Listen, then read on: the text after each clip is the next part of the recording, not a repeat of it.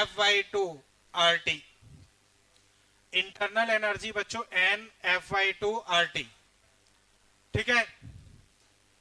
अब बच्चों number of moles तुमने 3 टाइम्स कर दिए, लेकिन इंटरनल एनर्जी वही रखनी। इंटरनल एनर्जी बच्चों वही रखनी है। तो बताओ टेम्परेचर कितने टाइम्स करोगे बच्चों? नंबर ऑफ मॉलिक्यूल्स 3 टाइम्स कर दी, इंटरनल एनर्जी उतनी ही रखनी है, तो टेम्परेचर कितने टाइम्स करोगे? 1/3। इसमें कोई दिक्कत? अब pressure PV nRT, volume fix R fix, temperature 1/3। तो बताओ प्रेशर कितना होगा? प्रेशर कितना हो जाएगा बच्चों? ये आवाज बंद कर लें जिसकी भी आ रही है, बार बार टोकने की जरूरत नहीं पड़े। पीछे आवाज बंद करके बैठो। अब फिर देखो बच्चों, नंबर ऑफ मॉलिक्यूल 3 टाइम्स, उतनी ही इंटरनल एनर्जी रखनी है, तो इससे 1/3। ये पॉइंट क्लियर है? तो टेम्परेचर तो 1/3 आ गया। अब प्रेशर देखो, ये फिक्स ये फिक्स, टेम्परेचर को 1/3 किया है, तो प्रेशर कितना होगा? बोलो बच्चों। बच्चों इसकी वजह से तो 1/3 होगा, लेकिन नंबर ऑफ मॉलिक्यूल 3 टाइम्स है, तो 3 × 1/3 प्रेशर वही रह जाएगा। नंबर ऑफ मॉलिक्यूल 3 टाइम्स की है, वो 1/3 अल्टीमेटली वही रह गया। अब इसमें कोई दिक्कत? इधर तुम दोनों आवाज बंद करके बैठो, वरना मुझे शिफ्ट करना पड़ेगा। अब ये क्लियर है? ठीक है। तो जनरली अधिकतर बच्चा इसमें n को भूल जाता है और सोचता है टेम्परेचर 1/3 किया है तो प्रेशर 1/3, जबकि नंबर ऑफ मोल्स भी 3 टाइम्स हो गए तो प्रेशर वही आ जाएगा बच्चों। अब फिर देखो 9th बच्चों, बहुत आसान सा है, √3RT/m। इसको डबल करना है, तो इसको 4 गुना, इसको 4 गुना, 4 गुना तो 273 इंटू 4, क्योंकि पहले टेम्परेचर STP मतलब 273। बस आंसर। कोई दिक्कत बच्चों? 9th के बाद 10th, इसमें कोई डाउट? 11th देखो बच्चों, इधर यही रूम मान लो, इसमें सब तरह की गैस है। बच्चों बताओ किस गैस का टेम्परेचर ज्यादा है? इस रूम में सारी गैसेस हैं, किस गैस का टेम्परेचर ज्यादा है? सबका बराबर है। अब स्पीड लिखोगे तो जिसका मॉलिक्यूलर मास कम, सबसे कम मॉलिक्यूलर मास हाइड्रोजन, तो उसकी स्पीड ज्यादा, ऑक्सीजन की कम, उस तरह से। इंटरनल एनर्जी ये रही, इंटरनल एनर्जी। अब मैं ऑप्शन देखता हूं। On the average heavier molecule have higher speed, गलत है, हैवी की तो कम होगी। Average speed of different molecule is same, गलत है, अलग अलग मॉलिक्यूल की स्पीड अलग अलग होगी। एवरेज ट्रांसलेशनल, याद रहे translational energy of different type of molecule is same. तो ट्रांसलेशन में बच्चों हर एक का डिग्री ऑफ फ्रीडम 3 होता है, हर एक का डिग्री ऑफ फ्रीडम 3 होता है। तो F/2 kBT हर एक का 3 है, तो कोई सा भी मॉलिक्यूल हो फर्क नहीं पड़ेगा, ट्रांसलेशन वाली सबकी सेम होगी। तो ये चीज सही है। On an average heavier molecule have high translation kinetic energy, गलत। बताओ बच्चों अभी इसमें कोई तकलीफ? ठीक। फिर देखो 12, इसमें कोई डाउट? 13, 14, 15, कौन सा? देखो याद करो, delta Q delta U plus work done, NC delta T, N F/2R delta T work done. अब आइसोकोरिक में वर्क डन हो जाता है 0, जबकि आइसोबैरिक में आता है NR डेल्टा T। तो आइसोबैरिक में एक्सपेंशन होने की वजह से वर्क डन कुछ आएगा और उस वजह से हीट ज्यादा आएगी, तो वो सही है। अब ऑप्शन देखो, work is done during expansion of the gas by external, गलत। एक्सपेंशन में वर्क डन बाई गैस मानते हैं, ना कि एक्सटर्नल का, तो पहला गलत है। Work is done during expansion by the gas, ये सही है। Work is done during expansion intermolecular force 0 मानते हैं, गलत। कोलिजन से कोई लेना देना नहीं है। बच्चों अभी ये क्लियर है? ठीक है बच्चों, 14, 15 इसमें कोई डाउट? 16, 17 बच्चों आपकी केटीजी की सीट का ये क्वेश्चन था, अगर याद करो, जो लास्ट वाली सीट है पीवीटी, पीवीटी, बाद में क्या किया, इसका टेम्परेचर वही रखा, इसका टेम्परेचर डबल कर दिया, तो मान लो प्रेशर पी लेस हो गया, पी लेस हो गया। अब नया प्रेशर निकालना। क्वेश्चन क्लियर है? बिल्कुल वही सिचुएशन है, समझ गए ना बच्चों? अब मैंने बताया था नंबर ऑफ मोल्स कंजर्व कर दो। पहले P V by R T, P V by R T, P less V by R T, P less V by R two T. बच्चों पी वी आर टी सब cut गए, बचेगा क्या, P plus P, P less plus P less by two, two P, three P less by two, P less four P by three. तो बच्चों उसमें answer आया था 4p0 बाई 3। अगर केटीजी वाला याद हो, सीट का क्वेश्चन 4p0 बाई 3।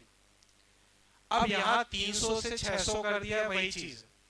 अब पहले यहाँ प्रेशर था 1 atm, तो नया प्रेशर हो जाएगा 4/3 atm। बताओ बच्चों कहीं तकलीफ हो? ठीक है, क्वेश्चन नंबर 18, कोई डाउट इसमें? 19 बोलो बच्चों, 19। बच्चों बहुत सिंपल सा है, आइसोथर्मल में टेम्परेचर कांस्टेंट, तो 3RT/m, स्पीड सेम रहेगी, मीन मोमेंटम 0 होता है, सेम ही रहेगा, kinetic energy F/2RT, temperature same है, वो भी सेम रहेगी, तो तीनों ही सेम रहेंगे। बच्चों यहां तक क्लियर है? ओके, 20 बच्चों में डिस्कस कर रहा हूं, उसे देखो। तो बच्चों मैं 20 डिस्कस कर रहा हूं, उसे देखो। Work done nRT log V final by V initial। अब nRT बच्चों इसको 10 बेस में कन्वर्ट करना हो, log 10 V final by V initial।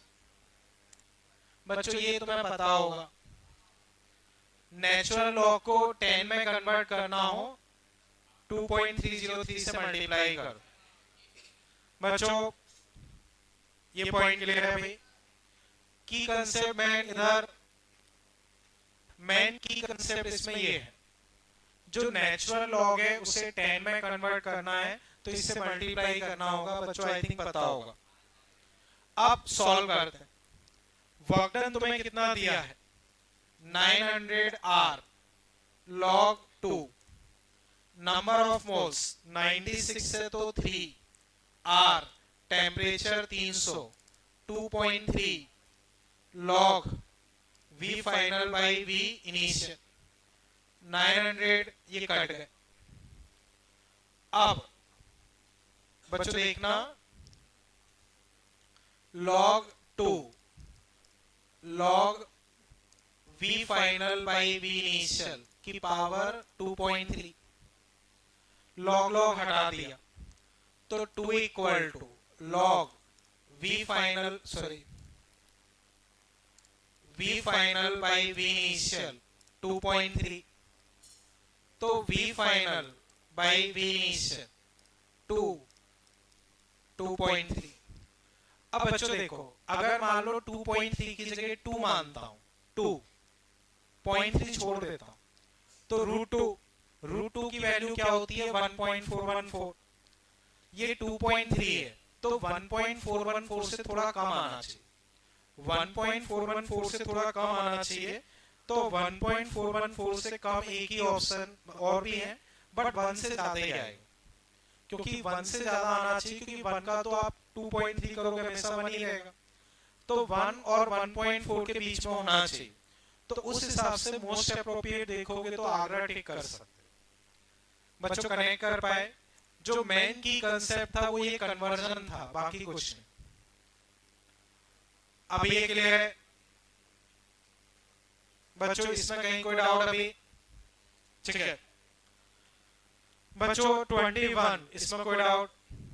22 बच्चों बहुत सिंपल सा है, इसके वेलोसिटी मास एंड रेडियस, ठीक है, रूट 2gm/r, इसको 8 टाइम्स, इसको 2 टाइम्स, 8/2 4, उसका √2, तो इसके स्पीड 2 टाइम्स। बच्चों 23rd इसमें कोई डाउट? 23rd देखो, delta U plus work done. Delta Q तुम्हें दिया है 10, एनर्जी बोला है, इंटरनल एनर्जी नहीं, उसके लिए कुछ बोलते, या फिर तुम ऐसे समझो उन्होंने फाइनली वो एनर्जी का मतलब वही हीट लेके चलना, ठीक है। Delta U work done, pressure, final minus initial, final कितना था? एक सेकेंड, 4, हाँ। तो अब डेल्टा यू आ जाएगा ये -30, तो 40, ठीक है। अब 24 इसमें कोई डाउट? 25, ठीक है। 25th a perfect gas 27 heated constant pressure double volume, तो देखो पीवी एनआरटी,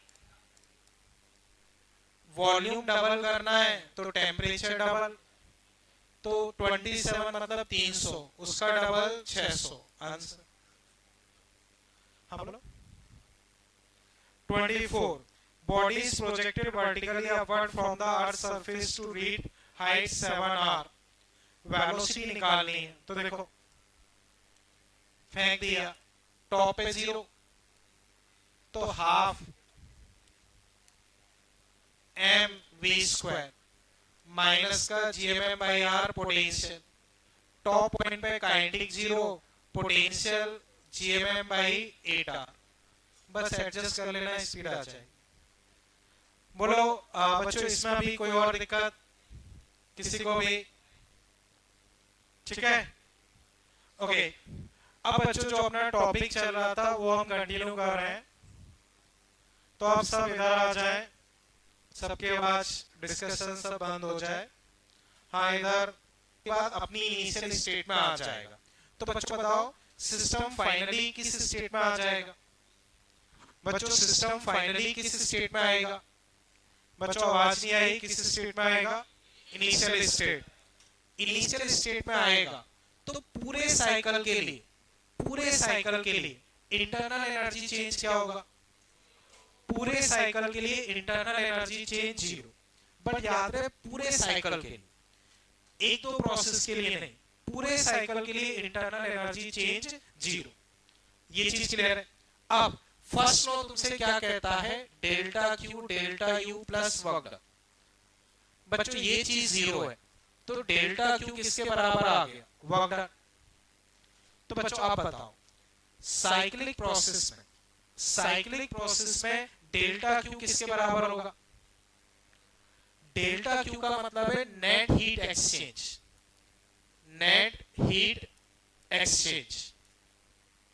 किसके बराबर होगा? वर्क डन के। तो फिर समझो इधर साइक्लिक प्रोसेस में सिस्टम अपनी इनिशियल स्टेट में आ जाए, सिस्टम अपनी इनिशियल स्टेट में आ गया तो पूरे साइकिल के लिए डेल्टा यू क्या होगा? डेल्टा यू 0 है तो डेल्टा क्यू वर्क डन के बराबर, यानी कि हीट एक्सचेंज वर्क डन के बराबर।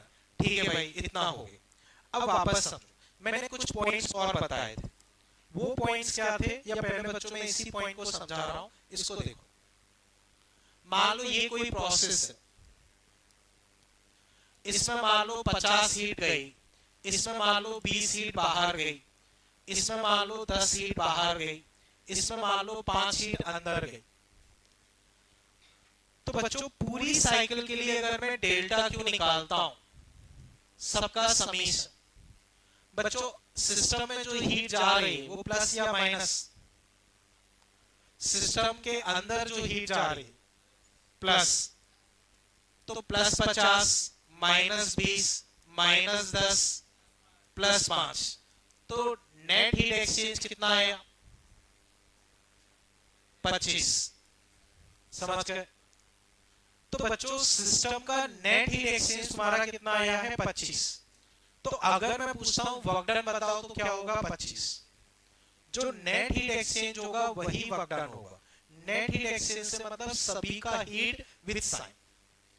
ये चीज क्लियर है? इसी को ऐसे समझो, प्लस वाली हीट कौन सी है? ये दोनों।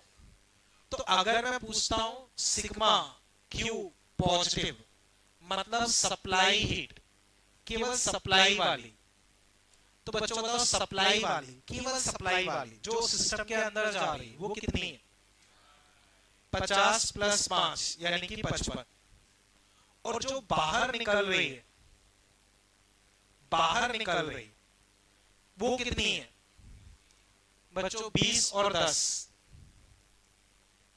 30। तो बच्चों बताओ सिस्टम में से अंदर हीट कितनी आई? 55। अंदर हीट कितनी आई? 55। बाहर कितनी गई? 30। तो नेट अंदर आने वाली हीट कितनी हुई?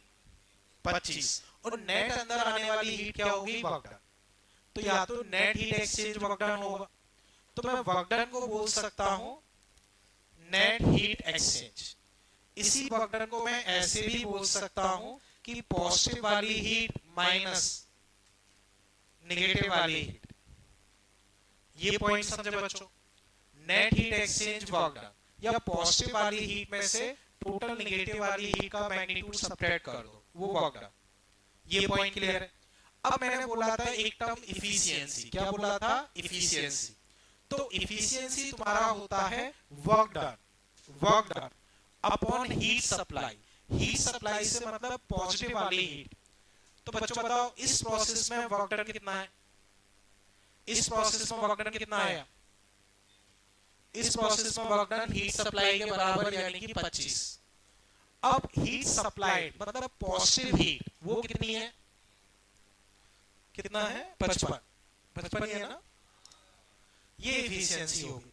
इसी को बच्चों मैंने बताया था sigma Q upon sigma Q positive. इसी को मैंने बताया था sigma Q positive minus upon sigma Q positive. अभी समझ पाए? तो पूरे साइकिल के लिए डेल्टा यू 0 है, तो जो नेट हीट एक्सचेंज है वही वर्क डन के बराबर होगा। पॉइंट समझे बच्चों? इसमें कहीं कोई दिक्कत? फिर बच्चों मैंने बताया था इसमें साइकिल के अंदर का एरिया, साइकिल के अंदर का एरिया क्या देगा? Work done. पीवी डायग्राम में अगर क्लॉकवाइज साइकिल हो तो वर्क डन, एंटी क्लॉकवाइज हो तो नेगेटिव। अब ऐसा क्यों होता है वो मैं बता रहा हूं। कोई भी एक डायग्राम मान लो मैंने ये पकड़ा, ए बी सी डी ऐसे, तो बच्चों इसको मैं दो हिस्सों में तोड़ देता हूं। पहली प्रोसेस है ए बी सी, दूसरी प्रोसेस है बच्चों सी डी ए। बच्चों बताओ एबीसी प्रोसेस, पीवी ग्राफ है, एबीसी प्रोसेस यहां से देखो। बच्चों बताओ वॉल्यूम बढ़ रहा है कि घट रहा है? बोलो बच्चों वॉल्यूम बढ़ रहा है। उस प्रोसेस से देख के बताओ, बीच वाले से। एबीसी में वॉल्यूम बढ़ रहा है कि घट रहा है? वर्क डन प्लस या माइनस? प्लस। पीवी ग्राफ का एरिया क्या देगा? Work done. तो अगर मुझे इस प्रोसेस का वर्क डन चाहिए तो ये पूरा एरिया और प्लस का होगा। अब इसमें देखो वॉल्यूम घट रहा है कि बढ़ रहा है? घट रहा है। घट रहा है तो वर्क डन नेगेटिव, तो ये एरिया लेकिन नेगेटिव। अब मुझे टोटल चाहिए तो इसको और इसको जोड़ना पड़ेगा, लेकिन ये नेगेटिव है, तो एक तरीके से इतने एरिया में से इतना एरिया गायब करना। तो मान लो तुम्हारे पास ये एरिया है, तुमने उसमें से इतना एरिया गायब कर दिया, इतना एरिया तुमने गायब कर दिया, तो तुम्हारे पास कितना एरिया बचा? ये वाला।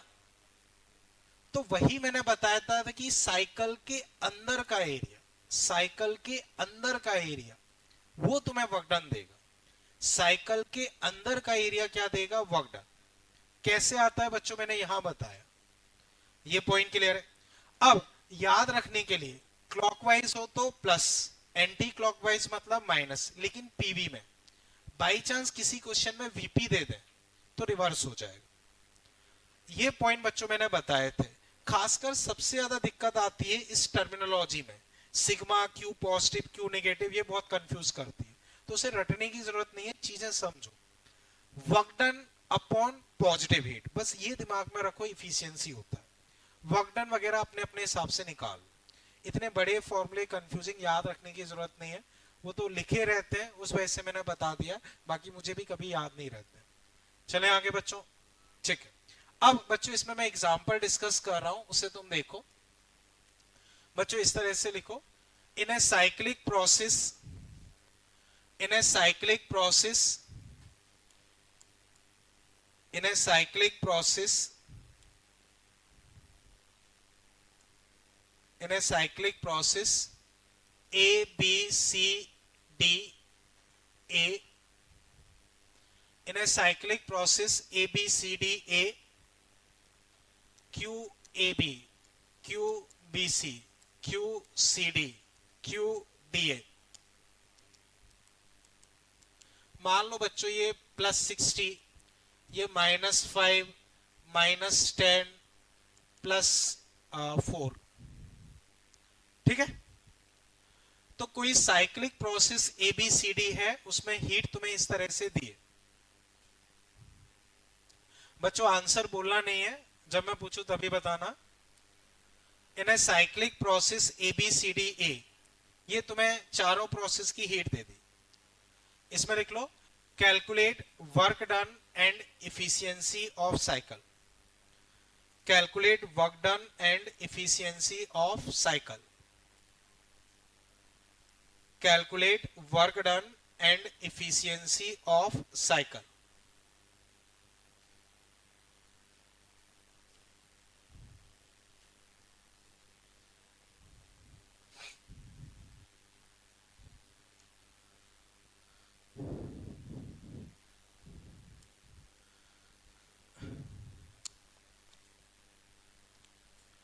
बच्चों बताओ वर्क डन कितना होगा?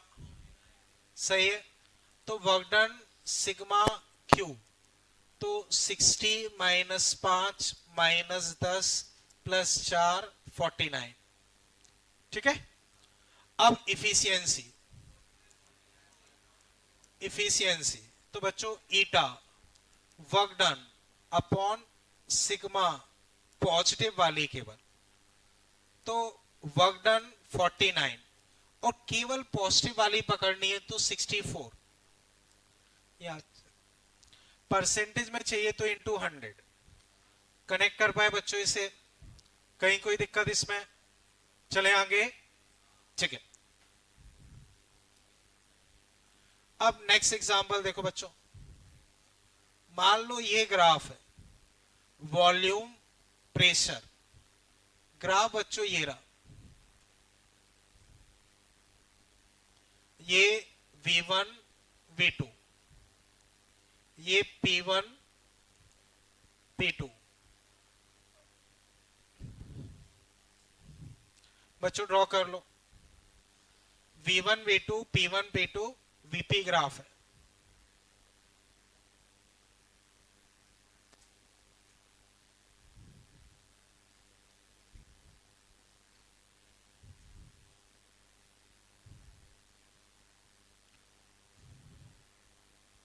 अब बच्चों इसमें लिख लो, calculate work done in process, calculate work done by gas in process. तो बच्चों बहुत आसान सा है, एक बार आंसर लिख लो, जब मैं पूछूं तब बताना।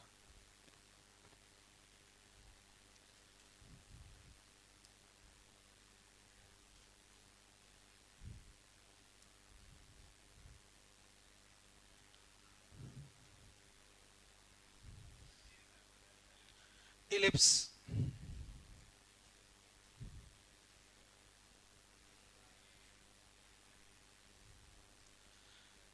बच्चों आप हैंड राइज करें जो आंसर देना चाहें, बहुत आसान सा है।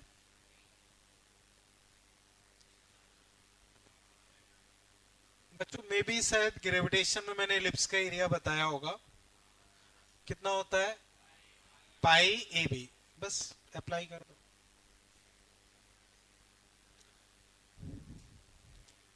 कर लिया बच्चों? तो बच्चों अब मैं डिस्कस कर रहा हूं, देखो work done area pi a b, pi a बच्चों लिखता हूं तो P2 माइनस P1 बाई 2। अब B लिखता हूं तो V2 माइनस V1 बाई 2। अब बच्चों बताओ साइकिल क्लॉक या एंटी क्लॉक? लेकिन PV है या VP है? VP है। तो क्लॉकवाइज में हम माइनस लोगे तो आंसर बच्चों माइनस में रहेगा, क्योंकि क्लॉकवाइज साइकिल है और VP वाली है ना कि PV वाली। समझ गए बच्चों? कहीं कोई तकलीफ इसमें? चले आगे।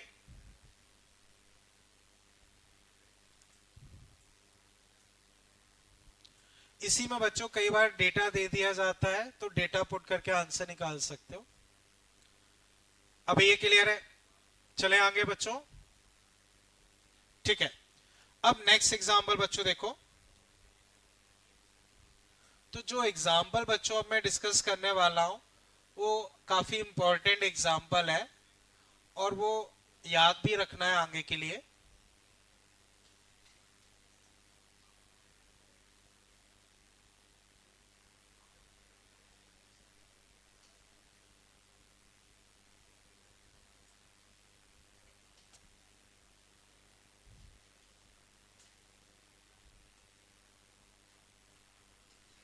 ओके, अब बच्चों देखो सिचुएशन ये है, प्रेशर वॉल्यूम, ये पॉइंट,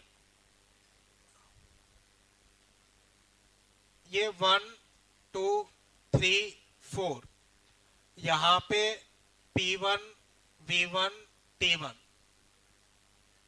P2 V2 T1,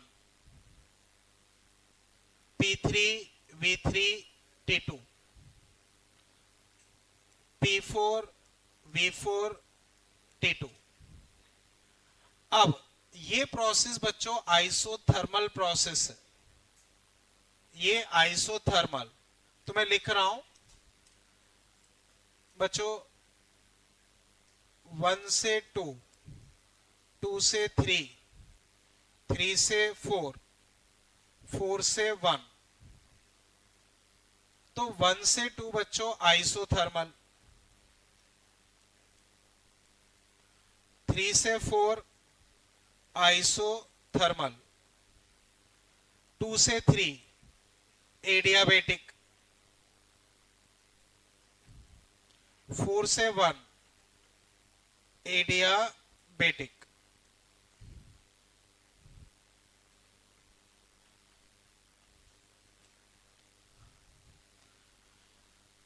ठीक है, इतना ड्रॉ कर लो, फिर मैं क्वेश्चन लिखवाता हूं।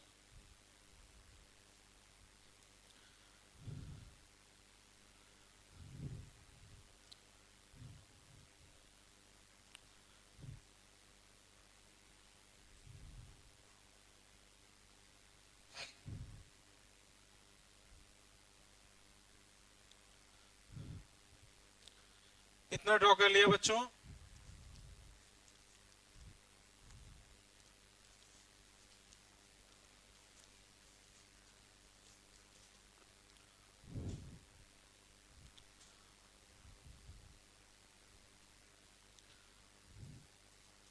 ठीक है, अब बच्चों इसमें लिख लो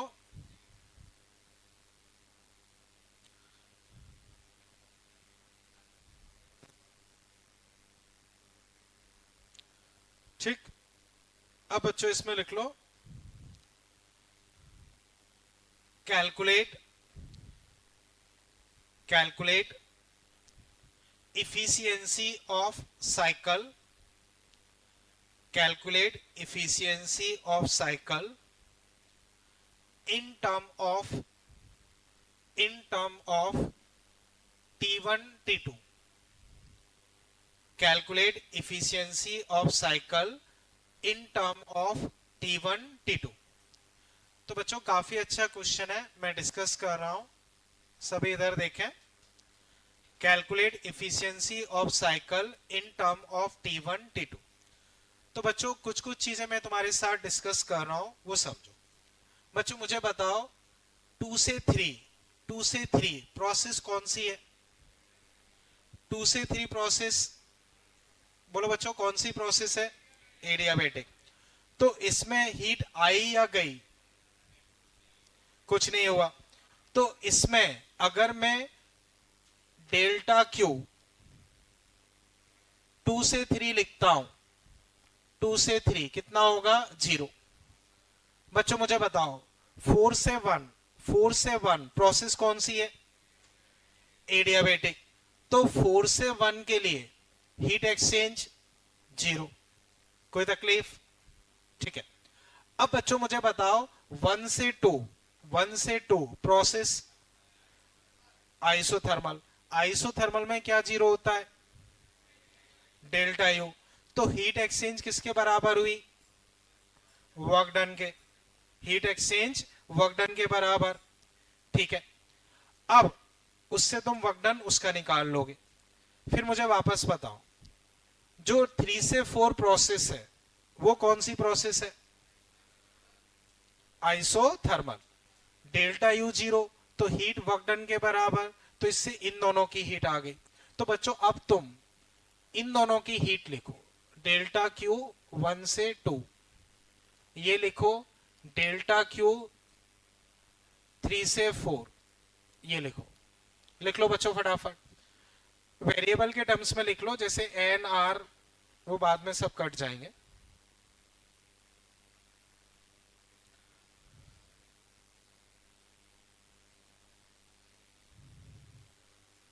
बच्चों एक बार लिख लो, फिर मैं चेक कराता हूं।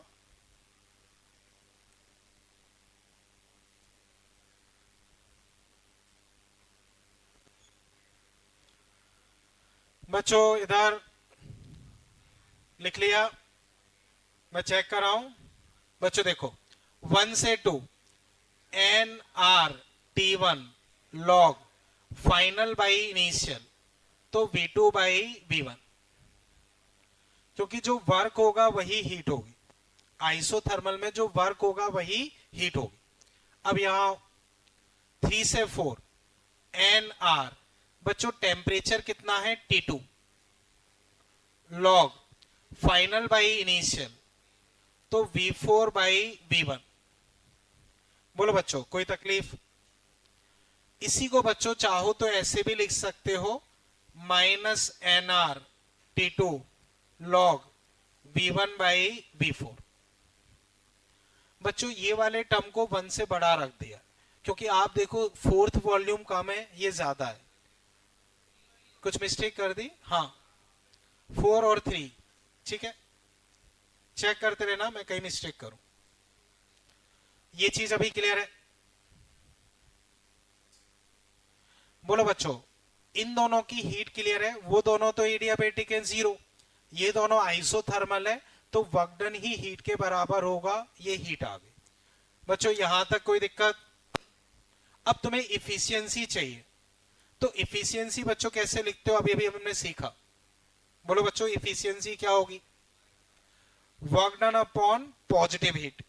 वर्क डन किसके बराबर होगा? सबका समीशन, सबका समीशन विथ साइन।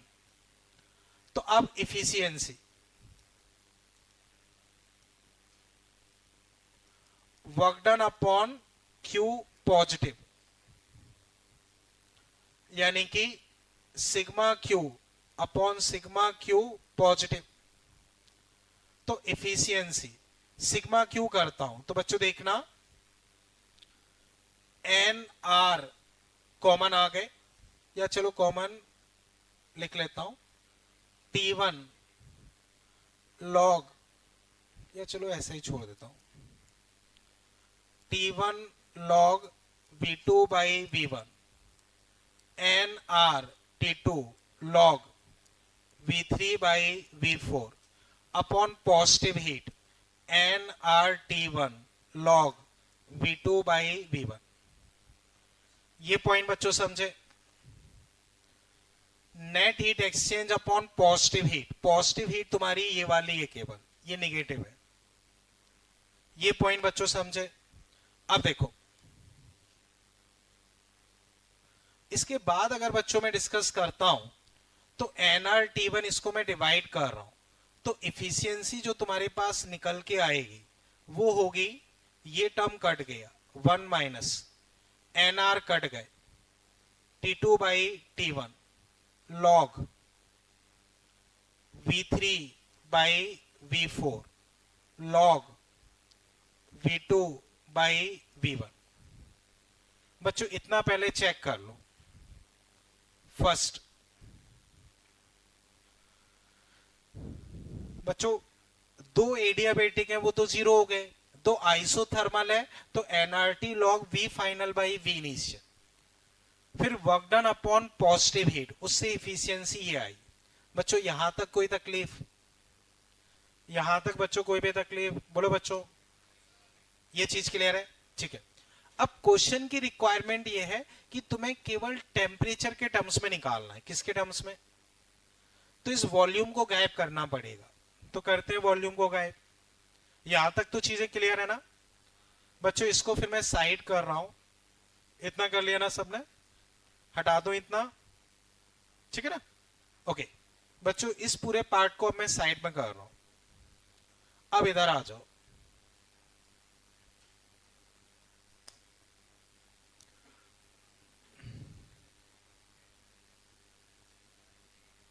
ठीक है। अब बच्चों देखो, बच्चों मुझे बताओ 2 से 3 प्रोसेस कौन सी प्रोसेस है? बोलो बच्चों 2 से 3 प्रोसेस एडियाबेटिक, उसमें टेम्परेचर वॉल्यूम में क्या रिलेशन था? इधर T V power gamma minus one constant, T V power gamma minus one constant. तो अब बच्चों देखना, फॉर 2 to 1 2 to 1 तो T1 V2 की power gamma minus one, T2 V3 की पावर गामा माइनस वन। ठीक है ना? मान लो सेकेंड, फॉर 4 to 1 4 से 1 T2, ये काम करता हूं इसको उधर लिख रहा हूं, T2 V4 की power gamma minus one, T1 V1 की power gamma minus one. Third बच्चों ये पॉइंट क्लियर है? अब इन दोनों को डिवाइड कर रहा हूं, तो second divided by third, T1 cut गए T2 कट गए, यहां क्या बचेगा? V2 by V1 gamma minus one, V3 by V4 gamma minus one. तो यहां से तुम्हारे पास आ गया V2 by V1 V3 by V4। इतना बच्चों और कर लो, फिर मैं वापस डिस्कस करता हूं। बच्चों याद करो, एडियाबेटिक में मैंने लिखवा रखा है TV gamma minus one constant, उसे मैंने यूज किया है एडियाबेटिक के लिए। तो इतना और कंप्लीट कर लो, फिर मैं वापस चीजें डिस्कस करता हूं।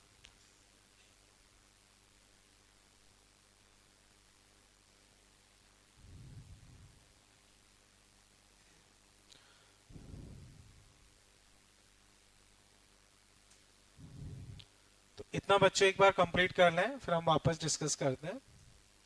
बच्चों इधर डिस्कशन मत करो वरना फिर, ठीक, ध्यान रखो उस चीज को। हाँ कहीं मिस्टेक की हो वो मुझे बताओ। हाँ सही है, ये 2 से 3, 2 से 3 और वो 4 से 1, वो ठीक है। बच्चों ये करेक्ट कर लेना, 2 से 3 4 से 1।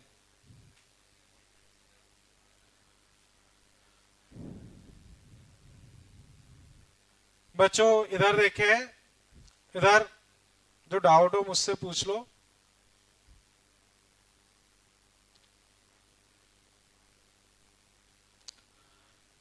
बच्चों यहां तक चीजें अभी क्लियर है?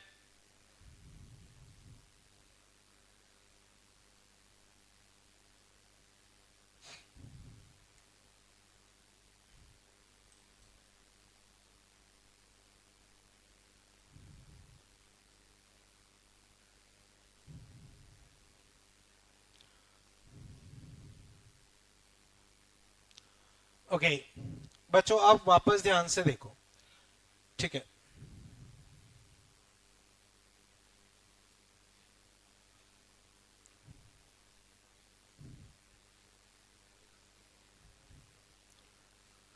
तो बच्चों अब एक चीज ये समझो, इधर क्वेश्चन बच्चों कई बार एक तो इसी पे पूछा गया, इस पे कई सारे क्वेश्चंस बनते हैं, कई सारे कंसेप्ट बनते हैं, तो वो ध्यान से समझो।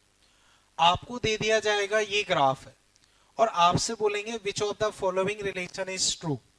तो इस तरह से वॉल्यूम का एक तो ये रिलेशन देंगे, बाकी कुछ गड़बड़ दे देंगे, तो वो इस तरह से सॉल्व होगा। इसको तुम अगर गलत कोई अप्रोच लगाओगे तो बहुत कॉम्प्लिकेटेड हो जाएगा, सॉल्व करना बहुत मुश्किल होगा। इसमें क्या है, जैसे ये तो मुझे पता है कि यही पाथ फॉलो करना, अगर आप फ्रेश माइंड से सोचोगे तो तुम पहले इसमें आइसोथर्मल की लगाओगे, फिर एडियाबेटिक की, फिर आइसोथर्मल, फिर एडियाबेटिक, चार चार इक्वेशन बना लोगे, फिर तुम्हें समझ में नहीं आएगा कि मैं सॉल्व कैसे करूं। तो जब भी एग्जाम में क्वेश्चन आता है तो ये बहुत कंफ्यूजिंग क्वेश्चन होता है। तो उसी वजह से इसका रिजल्ट तुम्हें याद होना चाहिए कि इसमें ये फॉलो करोगे तभी तुम आसानी से और जल्दी आंसर ला पाओगे। तो कुछ बार तो यही पूछ लिया जाता है कि भाई इनमें क्या रिलेशन है। तो अगर अधिकतर बच्चा क्या सोचेगा, आइसोथर्मल आसान होता है तो P1 V1 P2 V2 लगाएगा, फिर यहाँ P3 V3 वो लगाएगा, वहां फंस जाएगा। अब क्या करें, फिर यहां कुछ करेगा तो इतना कंफ्यूज हो जाएगा कि आगे सॉल्व ही नहीं होगा। अभी बच्चों समझे इसे? अब इस रिजल्ट को मैं वहां यूज कर रहा हूं, तो देखो V2 by V1 V3 by V4 के बराबर है। तो अब यहां देखो V2 by V1 V3 by V4 के बराबर है, V2 by V1 V3 by V4 के बराबर है, तो ये टर्म घट गया, ये टर्म घट गया, तो फाइनली इफिशियंसी आ जाएगी 1 माइनस T1 बाई T2। ये इफिशियंसी आ गई। इतना बच्चों कंप्लीट कर लो। बच्चों अभी ये क्लियर है? कर लो। कुछ मिस्टेक? हाँ, T2 by T1, T2 by T1, हाँ ठीक है।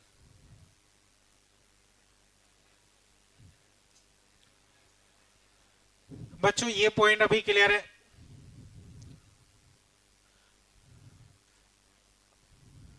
अब बच्चों मुझे ये बताओ, जैसे ये दो आइसोथर्मल ग्राफ है, ये मान लो T1, ये मान लो T2, तो कौन सा टेम्परेचर ज्यादा है? कौन सा टेम्परेचर ज्यादा है? T1। T1 ज्यादा है तो इसे मैं हाई टेम्परेचर लिख सकता हूं, हाई टेम्परेचर लिख सकता हूं। तो इफिशियंसी तुम्हारे पास 1 minus T low temperature, T high temperature. बच्चों बताओ टेम्परेचर किस में मानते हो?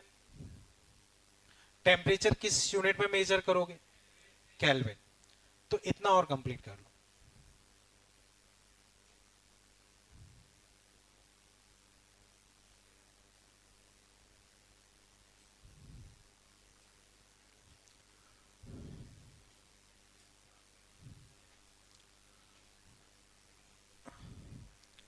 इधर तुम डिस्कशन मत करो, उसके पूछने से मतलब नहीं है, तुम मत बोलो। इतना बच्चों भी क्लियर है? अब बच्चों इस साइकिल का एक पर्टिकुलर नाम होता है, तो आगे बच्चों एक लाइन और लिख लो, इसके बाद बच्चों एक लाइन इसमें और लिख लो। above cycle is called above cycle is called Carnot cycle। above cycle is called Carnot cycle। तो बच्चों जो अभी हमने साइकिल डिस्कस की थी, जिसमें दो आइसोथर्मल थे, दो एडियाबेटिक प्रोसेस थे, इस साइकिल को हम बोलते हैं कार्नोट साइकिल। इस साइकिल को बच्चों हम क्या बोलते हैं? Carnot cycle. क्लियर है बच्चों? कार्नोट साइकिल, ठीक है? यहां तक कोई दिक्कत? तो बच्चों अब मैं एक बार वापस इस पूरे को बता रहा हूं, वो ध्यान से देखो। अब तो बच्चों आप देखो, ये आइसोथर्मल, तो इस पूरे में टेम्परेचर तुम्हारा T1 T1 T1, तो यहां भी टेम्परेचर T1। बच्चों इधर ये आवाज बंद कर लें बच्चों सब। ये एडियाबेटिक, फिर आइसोथर्मल, फिर एडियाबेटिक, ये चीज क्लियर है। अब बच्चों एडियाबेटिक में हीट एक्सचेंज जीरो, तो ये दोनों जीरो। आइसोथर्मल में डेल्टा यू जीरो होता है, तो वर्क डन ही हीट के बराबर होगी। तो nRT1 log V2 by V1, यहां पे nRT2 log V4 by V3। अब इफिशियंसी चाहिए, तो इफिशियंसी हो जाएगी इनका addition divide by positive heat. तो इनको मैंने जब ऐड किया डिवाइड बाई पॉजिटिव हीट, ये फॉर्मेट आया बच्चों। टी वी पावर गामा -1 से ये दोनों बराबर है, तो ये आ गया। इसी को बच्चों हम बोल सकते हैं ये वाला लो टेम्परेचर है, ये वाला हाई, तो T low by T high. बच्चों बताओ अभी इसमें कोई दिक्कत? क्लियर है ये पॉइंट? ठीक है। अब इसके बाद बच्चों तुम नेक्स्ट हेडिंग लिख लो। नेक्स्ट हेडिंग बच्चों इसमें लिख लो। इधर तुम बच्चों तुम दोनों की बहुत आवाज आ रही है, एक इधर भी आवाज आ रही है, फिर आप सब लोगों को भी मुझे सेपरेट करना पड़ेगा। कोई डाउट हो मुझसे पूछ लो, ठीक है। तो बच्चों अब हेडिंग नेक्स्ट तुम इस तरह से लिख लो।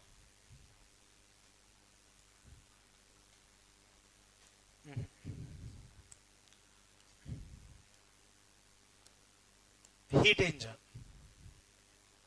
हीट इंजन, इधर हीट इंजन, ठीक है। तो बच्चों अब समझना, जैसे जो तुम्हारी कोई भी गाड़ी मान लो, चाहे वो पेट्रोल से चलती हो डीजल से चलती हो, वो सब अपने आप में एक हीट इंजन होता है, ठीक है। तो बच्चों उसकी वर्किंग समझना, फिर बाद में मैं लिखवा दूंगा। बच्चों ये तुम्हारा इंजन, बच्चों सबका फेस बच्चों सामने रहे। इधर तुम, मैं कई बार टूक चुका हूं, तुम भी ध्यान रखो, ठीक। फेस इधर उधर ना हो, सामने फेस रहे बस। ओके, तो हीट इंजन बच्चों अब समझना, मान लो इधर कहीं पेट्रोल बर्न हो रहा है। बच्चों इसे लिखना नहीं है, केवल समझो। मान लो यहां पे पेट्रोल बर्न हो रहा है, तो जहां पे पेट्रोल बर्न होगा वहां टेम्परेचर कम होगा या ज्यादा? ज्यादा। तो ये तुम्हारा हाई टेम्परेचर, ये इंजन, तो ये क्या करेगा, हाई टेम्परेचर से हीट लेगा। मान लो इसने हाई टेम्परेचर पे कुछ 100 जूल हीट ली। अब 100 जूल हीट इसने ली, उसके बाद उसने क्या किया, कुछ मान लो गाड़ी चला दी, गाड़ी चल गई, तो 100 में से मान लो इसने क्या किया, 30 जूल, 30 जूल मान लो गाड़ी चला दी। और बाकी बच्चों बताओ 70 जूल का क्या होगा? तो बाकी 70 जूल इंटरनल एनर्जी की जगह वेस्टेज, क्योंकि साइक्लिक प्रोसेस यूज करते हैं। साइक्लिक प्रोसेस पूरी एक साइकिल के लिए डिस्कस कर रहे हैं, तो पूरी एक साइकिल के लिए अगर हम डिस्कस कर रहे हैं तो इंटरनल एनर्जी चेंज तो हो गया जीरो। तो मान लो उसने 100 जूल हीट यहां से ली, 30 वर्क किया, तो बाकी 70 जूल वो क्या करेगा, लॉस कर देगा। कैसे लॉस करेगा? तो बच्चों तुमने देखा होगा गाड़ी से एग्जॉस्ट गैस बाहर निकलती है, तो गाड़ी से जो एग्जॉस्ट गैस बाहर निकल रही है, वो जो हीट बाहर जा रही है वो कोई काम की नहीं है, वो एक तरीके से वेस्टेज है। तो अब वापस समझो, 100 जूल हीट इसने लिया, 30 का वर्क किया, 70 बाहर रिलीज कर दे। तो ये बताओ फाइनली तुम्हारे काम में कितनी आई? तुम्हारे काम में कितनी आई? 30। और तुमने इनपुट कितना प्रोवाइड किया? 100। तो इफिशियंसी होती है आउटपुट बाय इनपुट। तुम्हारे लिए आउटपुट है वर्क डन यानी कि 30, और हीट सप्लाई कितना है? 100। तो ये तुम्हारे पास इफिशियंसी हो जाएगी। इतना बच्चों क्लियर है? तो हीट इंजन क्या करता है, हीट को यूजफुल मैकेनिकल वर्क में कन्वर्ट करता। ये पॉइंट बच्चों क्लियर है? ओके। तो अब बच्चों इसमें पॉइंट बना के तुम लिख लो हीट इंजन में। हीट इंजन में बच्चों लिख लो it convert it convert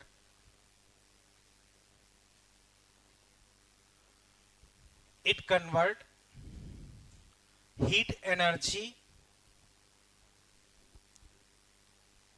it convert heat energy into useful mechanical work. It convert heat energy into useful mechanical work. अब बच्चों यहां क्या होता है, सिस्टम वर्क करता है, सिस्टम वर्क कर रहा है मतलब पॉजिटिव वर्क होना चाहिए। तो पॉजिटिव वर्क होने के लिए जरूरी है कि जो पीवी डायग्राम हो वो क्लॉकवाइज हो। तो नेक्स्ट पॉइंट बच्चों इसमें लिख लो, next point it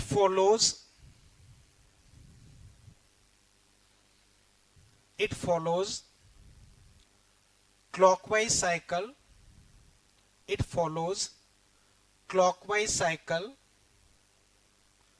it follows clockwise cycle in PV diagram, it follows clockwise cycle in PV diagram,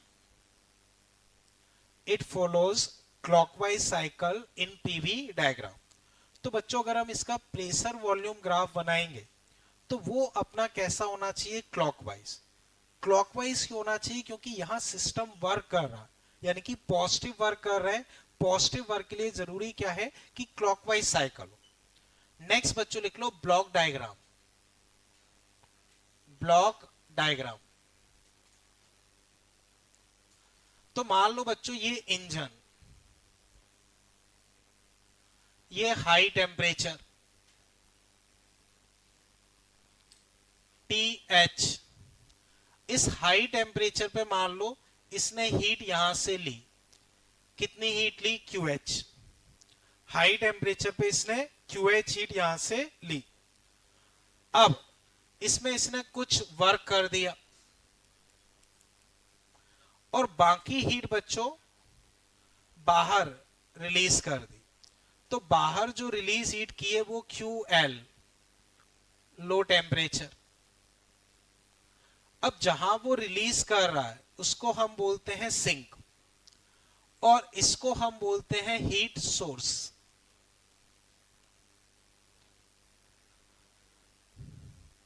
तो हीट सोर्स से बच्चों उसने एनर्जी ली, कुछ वर्क किया, बाकी उसने क्या किया, हीट सिंक में रिलीज कर दी। तो इतना बच्चों भी कंप्लीट कर लो, फिर हम वापस डिस्कस करते हैं।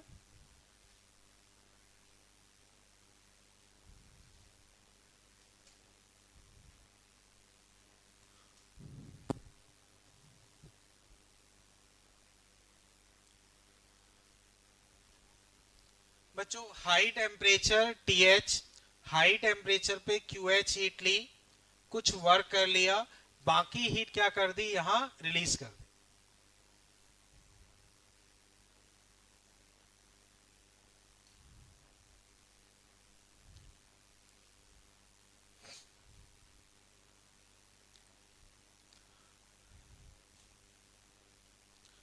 तो बच्चों एक्चुअल लॉसेस बहुत तरीके से होते हैं, यहां हम कुछ आइडियल लॉसेस मान के चल रहे हैं। वैसे एक्चुअल में अगर तुम देखोगे तो जो गाड़ी चलती है तुमने देखा होगा वो आवाज करती है कि नहीं करती, बोलो बच्चों कौन सी गाड़ी आवाज नहीं करती है, बैटरी वाली, ठीक है, पर बैटरी वाली अभी डिस्कस नहीं कर रहे हैं। बैटरी वाली भी बहुत हल्की सी आवाज करती है, बट बैटरी वाली अभी डिस्कस नहीं कर रहे हैं, ठीक है। तो खैर नॉर्मल गाड़ी बच्चों आवाज करती, तो ये बताओ वो आवाज तुम्हारे कोई काम की है, वो तुम्हें आवाज अच्छी लगती हो तो कोई काम की है, वरना तो कोई काम की नहीं है। अब मान लो कोई भी नॉर्मल गाड़ी बच्चों, कोई भी नॉर्मल गाड़ी यूज करने पे गर्म हो जाती, तो वो गर्म गाड़ी पे तुम खाना बना पाते हो क्या, या हाथ सेक पाते हो, नहीं। तो वो तुम्हारे कोई काम की नहीं है, वो लॉस ऑफ हीट है। तुम्हारे काम की क्या है, गाड़ी कितनी चली, उसका माइलेज कितना। तो हम टर्म डिफाइन करते हैं बच्चों, नेक्स्ट लिख लो, इफिशियंसी, ईटा। ये होता है बच्चों output by input, output by input. अब आउटपुट तुम्हारे पास क्या है, वर्क, और इनपुट है जो तुम हाई टेम्परेचर पे हीट दे रहे हो, जो बाहर निकल रही है वो तो वेस्टेज है। क्लियर है ये। अब ईटा वर्क में लिखता हूं, तो बच्चों एनर्जी कंजर्वेशन से मैं बोल सकता हूं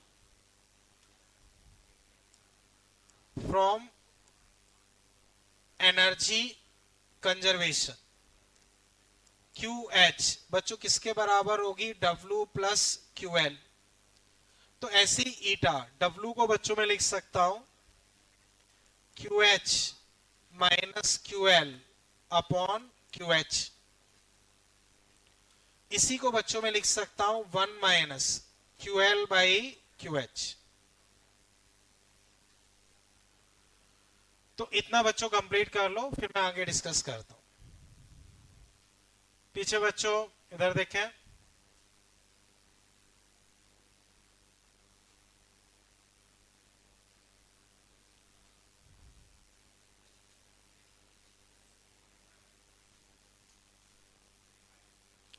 हाँ ये माइनस है।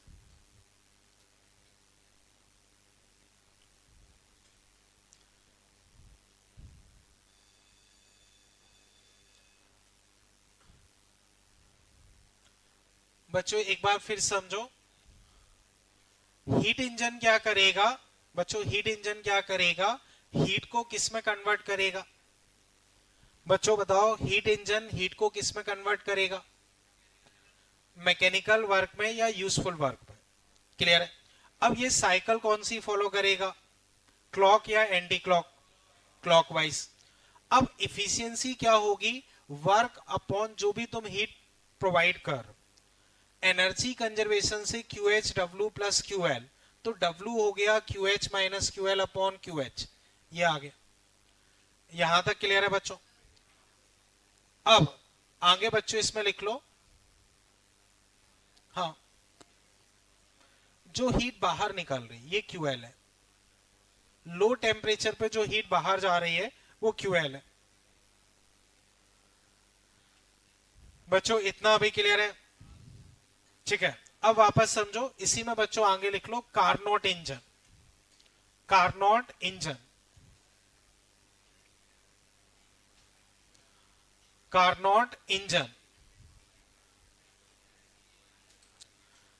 बच्चों इधर देखें, कार्नोट इंजन, इसमें लिख लो engine based on, engine based on Carnot cycle, engine based on Carnot cycle is called Carnot engine. Engine based on Carnot cycle is called Carnot engine. Next point बच्चों इसमें लिख लो, engine based on Carnot cycle is called Carnot engine. बच्चों इसे draw करने की जरूरत नहीं है, जो अभी मैंने एग्जांपल ड्रॉ करवाया था उसमें लिखवा दिया था कि वही कार्नोट इंजन या कार्नोट साइकिल होती है। अब केवल ये लिख लो, it is maximum efficient engine which work between two temperature, it is maximum efficient engine which work between two temperature, it is maximum efficient engine which work between two temperature। ठीक है। अब इफिशियंसी बच्चों इसकी अगर हम लिखेंगे तो अभी भी हमने सीखा वर्क अपॉन पॉजिटिव हीट, और वो इसके लिए बच्चों हम ऑलरेडी क्वेश्चन में सॉल्व कर चुके हैं, 1 minus low temperature upon high temperature. तो मेनली बच्चों सबसे इंपॉर्टेंट है ये फॉर्मूला, इसी फॉर्मूले पे क्वेश्चन आता है, क्वेश्चन तुम्हारे इसी फॉर्मूले पे आते। हाँ बोलो। देखो इसके लिए थोड़ा डिटेल में पढ़ना पड़ेगा, हालांकि अब सिलेबस से हट गया, कार्नोट इंजन सिलेबस से हट गया है। एडवांस में तो कभी भी नहीं था, मेंस में पहले था, पर वो भी हट गया है, लेकिन क्वेश्चन आने की पॉसिबिलिटी रहती है, उस वजह से डिस्कस कर लेते हैं। तो उसके लिए पूरा डिटेल में थ्योरेटिकली पढ़ना पड़ेगा। तो उसमें ये रहता है बहुत सारे एजम्पशंस इन्होंने ले रखे कि कहीं कोई हीट वीट लॉस नहीं हो रही है, एक आइडियल सिचुएशन ली, तो उस आइडियल सिचुएशन के हिसाब से ये वाली इफिशियंसी, उस वजह से ये मैक्सिमम है। बच्चों ये पॉइंट अभी क्लियर है, इसमें कहीं कोई डाउट? ठीक है। अब बच्चों एग्जाम्पल इसमें लिखो, एग्जाम्पल बच्चों इसमें लिखो, एक कार्नोट इंजन, एक Carnot engine work between 27 degree Celsius and a Carnot engine work between 27 degrees Celsius and 127 degrees Celsius. A Carnot engine work between 27 degrees Celsius and 127 degree Celsius. ठीक है, इसमें लिखो calculate efficiency of engine, calculate efficiency of engine and work done if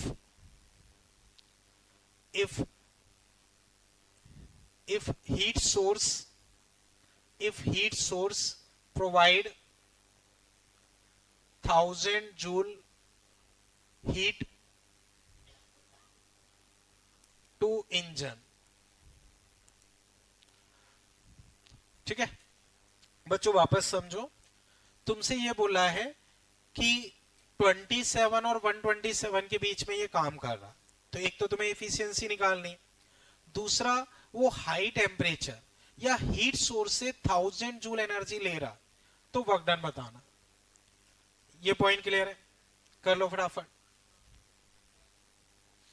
तो बच्चों self से attempt करें, कोई भी डिस्कशन नहीं करें।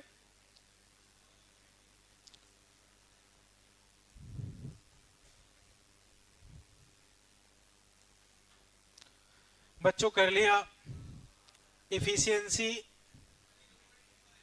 तो 1 माइनस 27 को लिखोगे 300, ये 400, कितनी आई 1/4।